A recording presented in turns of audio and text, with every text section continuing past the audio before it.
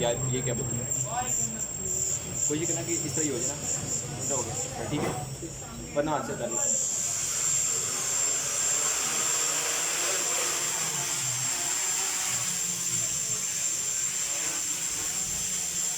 इसका प्रैक्टिस करनी है, एक जगह पे स्टेबल करने की ना, जीपीएस के बगैर स्टेबल करने की प्रैक्टिस करनी है।